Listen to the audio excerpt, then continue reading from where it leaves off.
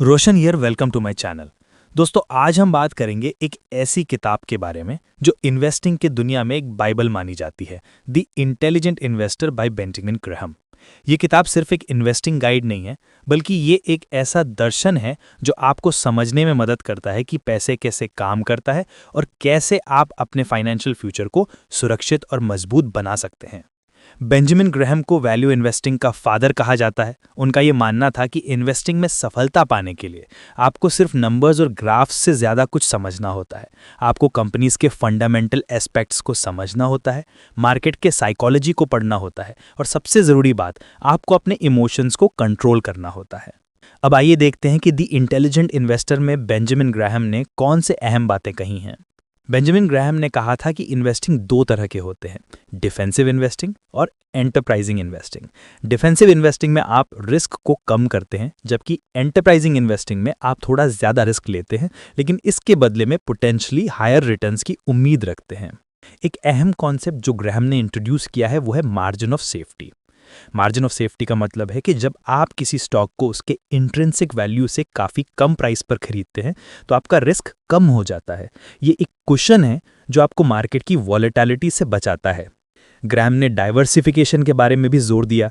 उनका कहना था कि आपको अपने इन्वेस्टमेंट्स को स्प्रेड करना चाहिए। ये एक तरह का अपना अंडा एक ही बास्केट में ना डालना वाला कॉन्सेप्ट है। जब आप अपने पैसे को अलग अलग एसेट्स में स्प्रेड करते हैं तो रिस्क कम हो जाता है। अब आते हैं मार्केट फ्लक्चुएशंस पर। ग्राहम ने कहा था कि मार्केट में उतार चढ़ाव आम बात है। ये फ्लक्चुएशंस कभी कभी अपॉर्चुनिटीज क्रिएट करते हैं, लेकिन ज़्यादातर लोग इन फ्लक्चुएशंस को देखकर इमोशनल हो जाते हैं। ग्राहम का कहना था कि एक इंटेलिजेंट इन्वेस्टर को मार्केट के नॉइस से दूर रहना चाहिए और अपने डिसीजंस को लॉजिक और एनालिसिस पर बेस करना चाहिए। मिस्टर मार्केट का कॉन्सेप्ट भी बेंजामिन ग्राहम का ही है। मिस्टर मार्केट एक इमेजिनरी कैरेक्टर है जो कभी बहुत ऑप्टिमिस्टिक होता है, कभी बहुत पेसिमिस्टिक। इंटेलिजेंट इन्वेस्टर को मिस्टर मार्केट के मूड स्विंग्स को अपने फायदे के लिए यूज करना चाहिए। जब मिस्टर मार्केट डिप्रेस्ड होता है, वो आपको अच्छे डील्स ऑफर करता है।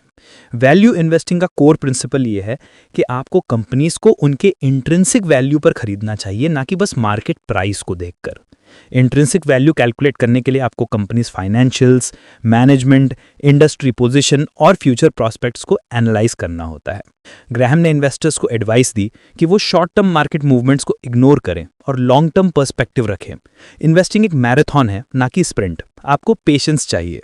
अब दोस्तों, आइए कुछ प्रैक्टिकल टिप्स भी देखते हैं जो बेंजामिन ग्राहम ने दी हैं। अपने पोर्टफोलियो को रेगुलरली रिव्यू करें, लेकिन अननेसेसरी ट्रेडिंग से बचें। डिविडेंड्स पर फोकस करें, वो एक स्टेडी इनकम स्ट्रीम प्रोवाइड करते हैं। किसी भी इन्वेस्टमेंट को करने से पहले अपना रिसर्च करें। इमोशनल डिसीजन से बचें। अपने रिस्क टॉलरेंस को समझें और उसी के हिसाब से इन्वेस्ट करें। बेंजामिन ग्राहम के कॉन्सेप्ट्स ने वॉरेन बफेट जैसे लेजेंडरी इन्वेस्टर्स को शेप किया है। वॉरेन बफेट ने खुद कहा है कि ग्राहम की टीचिंग्स उनके इन्वेस्टिंग फिलॉसफी का फाउंडेशन है। दोस्तों, द इंटेलिजेंट इन्वेस्टर एक ऐसी किताब है जो आपको इन्वेस्टिंग के मूल सिद्धांतों को समझने में मदद करती है। यह सिर्फ स्टॉक मार्केट के बारे में नहीं है, बल्कि ये आपको फाइनेंशियल डिसीजन मेकिंग के लिए एक फ्रेमवर्क देती है। आपको ये वीडियो कैसी लगी? क्या आपने द इंटेलिजेंट इन्वेस्टर पढ़ी है?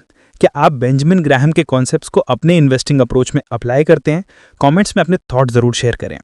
मैं चाहता हूं कि ये वीडियो आपके लिए यूज़फुल हो। अगर आपको लगता है कि ये वीडियो आपके दोस्तों के लिए भी फ़ायदेमंद हो सकती है तो प्लीज़ इसे शेयर करें। और हाँ, अगर आप मेरे चैनल को सब्सक्राइब नहीं किए हैं तो सब्सक्राइब कर लीजिए। मैं आगे भी ऐसे ही इंसाइटफुल कंटेंट लाता रहूँगा। दोस्तों, ये थी मेरी तरफ से दी इंटेलिजेंट इन्वेस्टर बेंजामिन ग्राहम पर बात। मैं उम्मीद करता हूँ कि आपको ये जानकारी पसंद आई होगी। धन्यवाद। मैं रोशन हूँ और मैं आपको अगले वीडियो में मिलने की उम्मीद रखता हूँ। नमस्ते।